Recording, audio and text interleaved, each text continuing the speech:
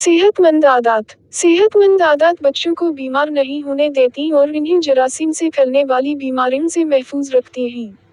बच्चों को जरासीम से महफूज रखने के लिए वालिदैन को चंद बुनियादी बातों का इल्म होना जरूरी है। बच्चों को मिट्टी में खेलने, पार्क जाने या साइकिल चलाने से मना नहीं करना चाहिए, बल्कि उनके लिए हिफ्ज़ान सेहत के अहम उसूलों पर अमल होना चाहिए ताकि उनकी सेहत अच्छी रहे और वो भरपूर नशोनुमा हासिल कर सकें। सेहतमंद आदत बच्चों को बीमार नहीं होने देती और इन्हें जरासीम से फैलने वाली बीमारियों से महफूज रखती हैं। मुआलिज हजरात बच्चों के मिट्टी में खेलने को अच्छा समझते हैं और उनकी हौसला अफजाई करते हैं।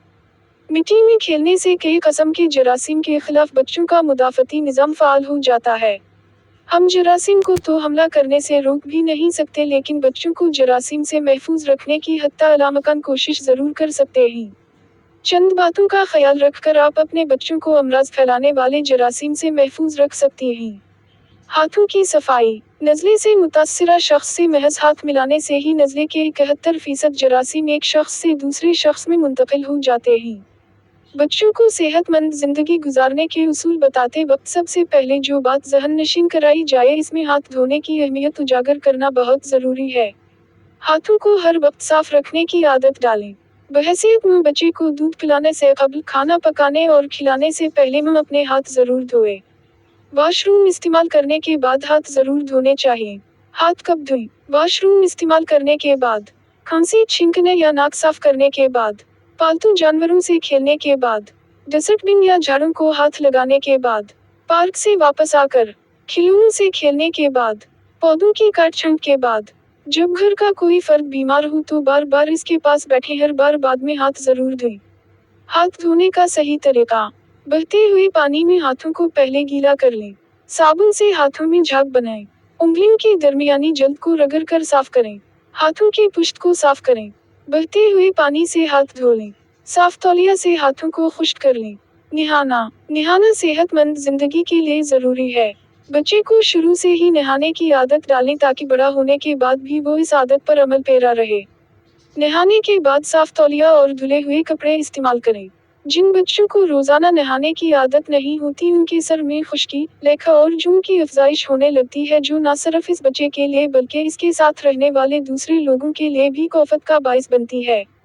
बच्चा की जिस्मानी सफाई का खास ख्याल रखना जरूरी है।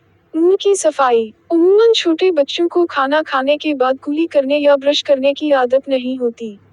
इसके बाइस जरासीम दांतों पर हमला आवर हो जाते हैं, ये दांतों की खराबी का बाइस बनते हैं। बच्चों में हर रोज दिन में 2 बार ब्रश करने की आदत डालें।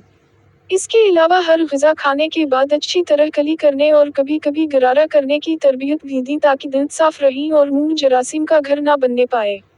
बच्चों का टूथब्रश अलग रखें और इन्हें दूसरों का टूथब्रश इस्तेमाल ना करने दें। खाने के औकात मुकर्रर करें और दरमियानी वक्फा में अगर भूख लगे तो पानी पीने या कोई फल खाने पर इक्तिफा करें। खाने के बाद हर बार मुंह साफ जरूर करें। नाखून काटना। बढ़े हुए नाखूनों के अंदर जरासीम जगह बना लेते हैं। ये जरासीम हर ग़िज़ा के साथ बच्चों के पेट में जाकर मुख्तलिफ बीमारियों को दावत देते हैं। अक्सर बड़ों और बच्चों को दांतों से नाखून कितरने की आदत होती है। इस आदत से जल्द अज जल्द छुटकारा हासिल किया जाए। इससे पेट की बीमारियां जन्म ले सकती हैं। दांतों से नाखून काटने से दांत भी खराब हो जाते हैं और नाखून भी कमजोर पड़ जाते हैं। हाथों और पैरों के नाखून बाकायदगी के साथ काटने से बच्चा कई बीमारियों से महफूज रह सकता है। साफ सुथरा लिबास। बच्चों का लिबास रोजाना तब्दील करना चाहिए।